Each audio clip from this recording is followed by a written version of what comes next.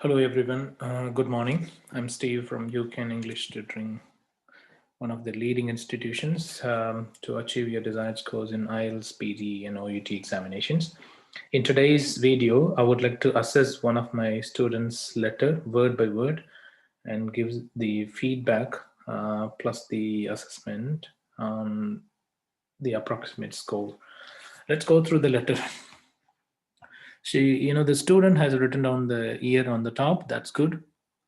And then the student also has written down the addressee's details after that. That's good as well.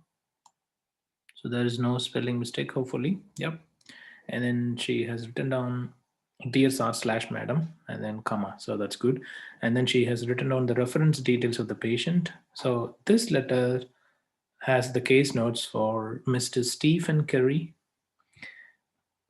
When you look at this one, she has written down DOB. It's not good. She needs to write down date of birth. Remember that you always have to expand the abbreviations. So DOB needs to be expanded like date of birth. All right, that's one of the mistakes she has committed. Let's go through the other sections of the letter. I'm writing to refer Mr. Kerry is require your physiotherapy services for his ongoing difficulties with the mobility due to his knee injury. He is now ready for discharge. Okay. What's the problem in the introduction paragraph? Let's go through this one. I am writing to refer Miss Curry and then is required. That's wrong. That's definitely wrong. Whenever we use, the singular noun, that is Mr. Curry, we have to use verb plus s. That's one mistake. And then she used the is required. That's wrong because you're going to refer someone who requires something, isn't it? That's the correct one. So is require is incorrect. Is required is incorrect. She needs to say who requires. Okay, who requires. That's the correct way of writing down the sentence. Okay, let's go to the next one. Who requires your physiotherapy services to improve his mobility. He doesn't. You don't need to write down. For his ongoing difficulties with the mobility due to knee injury. Okay, due to his knee injury. So this is really big. You can just shorten it up. So you can say, instead of writing for his ongoing difficulties with the mobility, okay, instead of that, for his ongoing difficulties with the for his ongoing difficulties with his mobility. Okay, for his ongoing difficulties with his mobility, you can simply mention to improve his mobility. That's it. Simple. It's always better to give the information in a clear and crisp manner rather than using so many words. All right. Okay, let's go to the next one.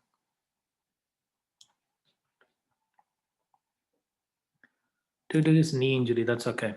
Or following his knee injury, and then he is now ready for discharge. That's fine.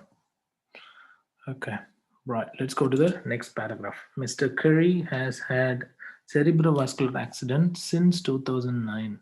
Okay, if someone has a condition that is ongoing, you have to use the present continuous tense. Okay, say for example, she has been experiencing cerebrovascular accident, okay, since 2009, which has resulted in him impaired, or is it like impaired balance? That's wrong, actually. That's a wrong thing because she used impaired. It's not impaired but impaired balance. Okay. All right, so in this particular sentence, Mr. Curry has had cerebrovascular accident. That's wrong.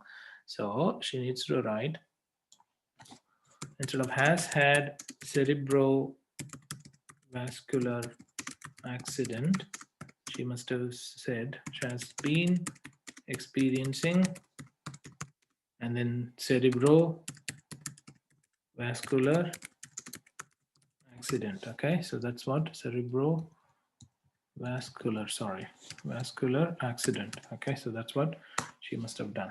Okay, all right, let's go back.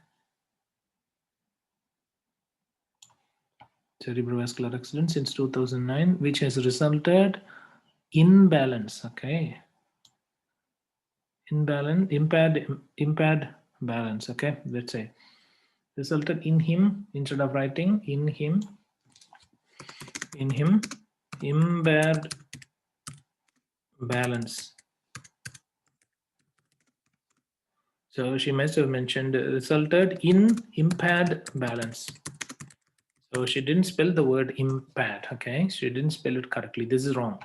That's what she has written. It's wrong. It's not B, but it's P.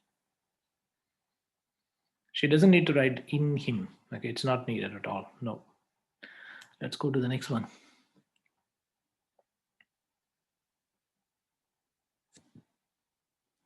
On 12/7/2011. Okay, after this, okay, I will tell you.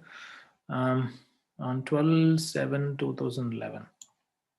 Okay, on 12/7, whatever, like, she mentioned 2011. After this, you need to place a comma. Place a comma here. Okay, that's one thing.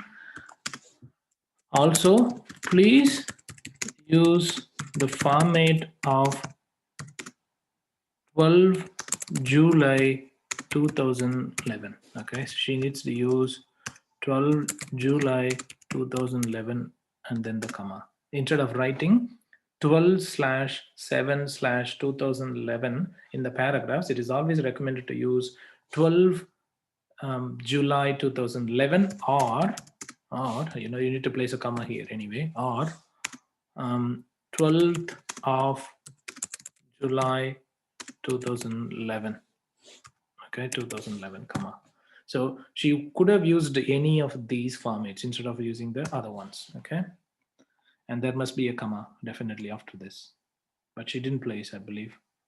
Yep, she didn't do it here. No. Okay, Mr. Curry has severe. You don't need to repeat the name of the person again and again. Instead of that, you could have used his pronoun. Okay, personal pronoun. So instead of writing Mr. Curry again and again, she could use maybe he. All right, that's much better. Okay, let's go to the next one.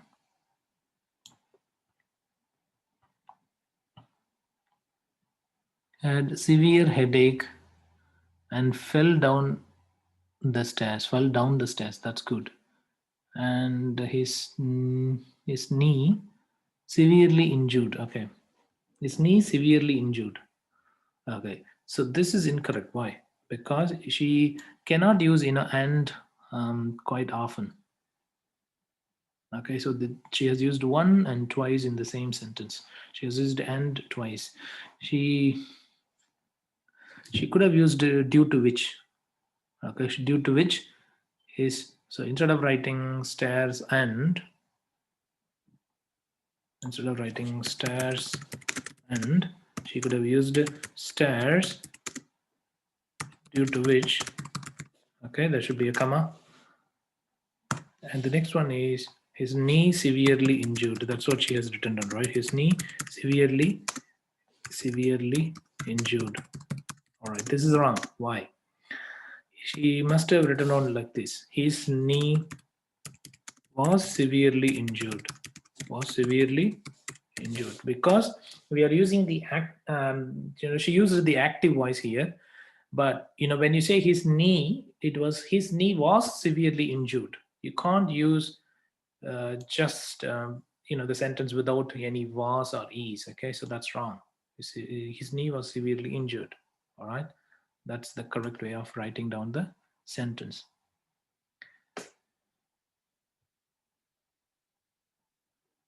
So since and onwards, you should not use these two things together. That's wrong, because it's the same thing. You're saying since and then onwards. So since 13 or whatever the date, okay, 7/2011 onwards. So onwards can be removed, and then the date needs to be written down in the same form. Okay, so onwards, remove this phrase. All right, and then the next one is since whatever they have mentioned, the date, or 13, or I don't know, whatever the date. I couldn't read it properly, so I gotta use after this place a comma and change the date format as I already mentioned. Okay, so that's what we have to do it. All right, let's go to the next one. So the next one is, as per GP doctor. Okay, GP doctor. Okay, you should not use any abbreviations at all. You should not write. Never write any abbreviations. GP. GP itself is a doctor, isn't it? General practitioner. I don't know why she has written on GP doctor. He could have used, her medical practitioner. Okay, her doctor or his doctor. He might have. Okay, so remove GP from here. We should not use any abbreviations in the letter because it is 100% formal. Okay, it's 100% formal. All right, let's go to the next one.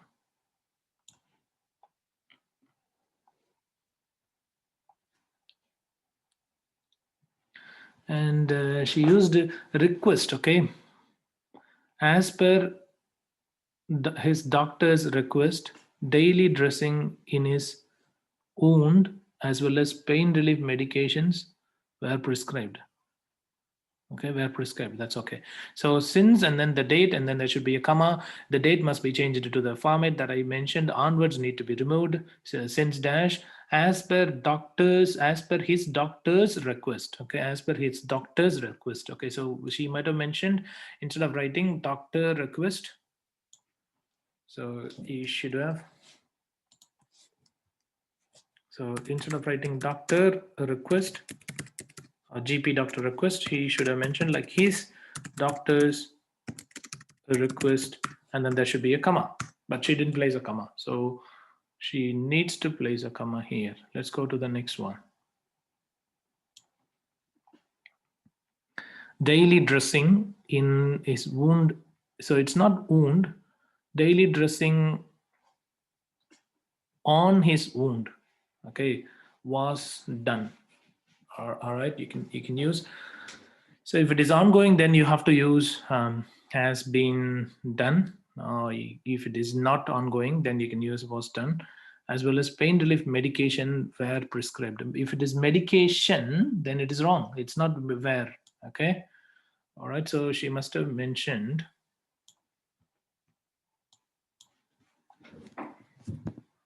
daily dressings, daily dressing in his wound.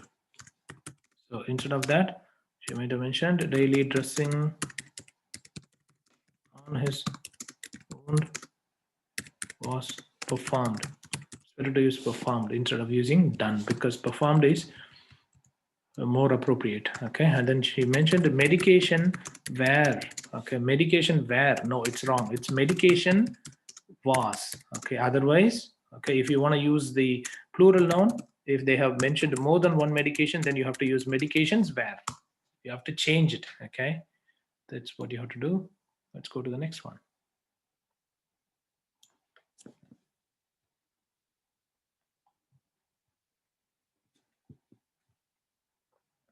At present, Mr. Kerry, Kerry knee wound is healed. That's not good. And she must have placed, a full stop here. She doesn't need to, write a long sentence. It's not correct. Okay. All right. After prescribed, she must have used a full stop. Prescribed, comma. Replace this comma with a full stop and start a new sentence. After that, she should have started a new sentence, but she didn't do it. It's not good. So she should start at present, and then there should be a comma. After at present, whenever you guys write down the occasions, for example, at present, in the meanwhile, in the future, and so on, you have to always use a comma after that. But she didn't place a comma, so you should have mentioned at present, comma. Okay, that's really important for all the the keywords in association with occasions. You have to place a comma after them. All right, let's go through the next one. Mr. Kerry knee wound. Okay, Kerry knee wound. It's wrong. It's wrong. Kerry wound is healed well. No, it's wrong. Why? I will tell you. Mr. Kerry knee wound. We are all talking about wound only, so it's okay. So you can use Mr. Kerry's wound. Okay, that's okay. You need to use the apostrophe, because this wound is belong to him. So you have to write down, Mr. Curry's wound, or for example, whatever the patient, you have to mention like, apostrophe and then yes at the end. All right, let's go to the next one.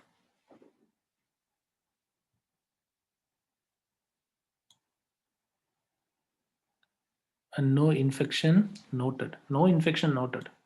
Well, whenever we use a non-living creatures or non-living things, okay, no infection noted. That's wrong. No infection noted. You can't use, those things because this is a passive voice. For the passive voice, you have to use an additional verb. Okay, no infection was noted or is noted. You have to use, based on the no infection is noted. Okay, that's the correct answer. You can't use no infection noted. That's not the case. Okay, that's incorrect. All right, let's go to the next one. Mr. Curry has been managing pain with the tablet. You don't need to mention the tablet, okay? You don't need to mention the tablet. You can just write down the tablet name straight away. So do not use tablet. Tablet can be removed. Please remove this. Okay, let's go to the next one.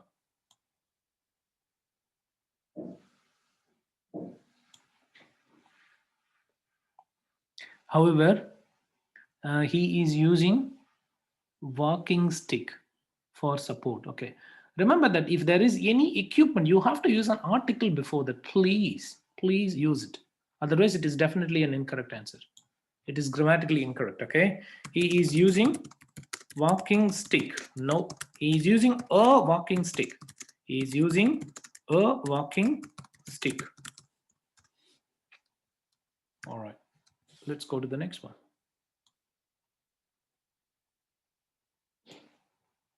In view of the above, information, or in view of the above, that's good. Mr. Kerry needs your extreme care. You don't need to use extreme care. And Mr. Kerry needs is not good. It's always better to use requires instead of needs, because needs your extreme care. Okay, extreme care. This can be replaced with the requires requires appropriate care. Appropriate care. Okay, from you. You can use require appropriate care from you. All right, that's how we need to write. Okay, let's go to the next one.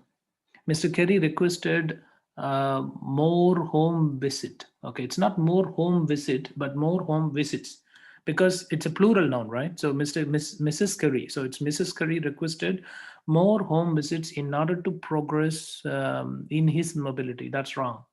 Okay, so let's say Mrs. Kerry requested more home visit. So it's more home visits. So more home visit is incorrect. It's going to be more home visits. Okay, visits. Sorry. What would be the next one? Let's go through the next one.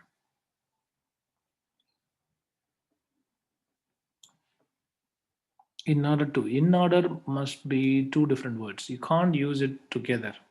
I mean, it doesn't look like, although she might have written down in two different one, because these are two different words. Okay, you need to write that must be a space that is clearly visible. So in order.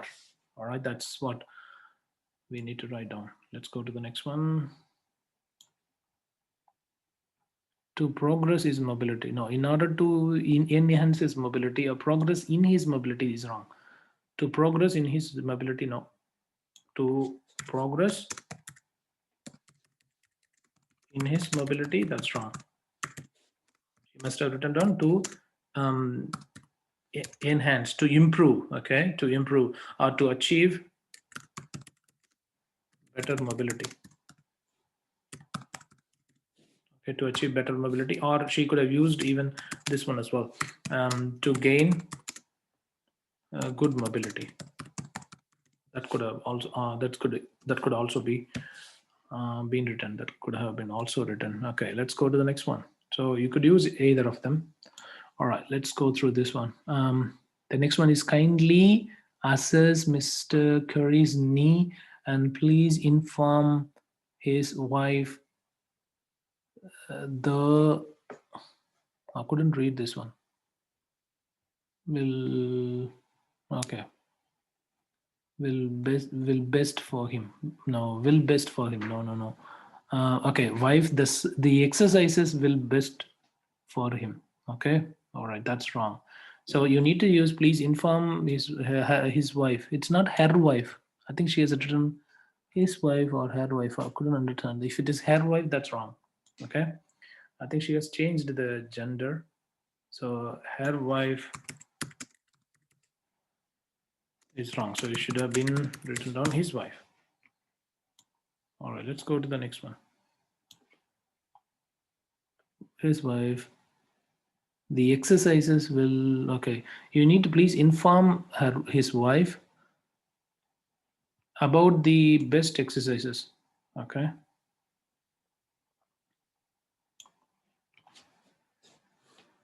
the exercises will best for him. This is wrong. Inform his wife about the best exercises for him. That's okay. All right, that's all. Let's go through the assessment now. So we have got a range of assessment conditions, and we need to write down a letter in such a way that they follow the assessment criteria. So one is grammar. Let's go through this. Grammar is not up to the mark because she has committed several mistakes. Okay, so it's not good. Okay, use of punctuation marks needs to be improved. You haven't expanded some words. Okay, some abbreviations. You haven't expanded some abbreviations, which is not good. Remember that you need to expand all the abbreviations and medical acronyms. Okay, you have organized the ideas very well. You have repeated the same words again and again. Instead, you could have used more synonyms. Also, you could have used more synonyms. You could have written more synonyms. Okay. Also, you have used more informal words. But remember that the letter is full of formal. Okay. You have presented a range of sentence structures in your letter, but most of them are grammatically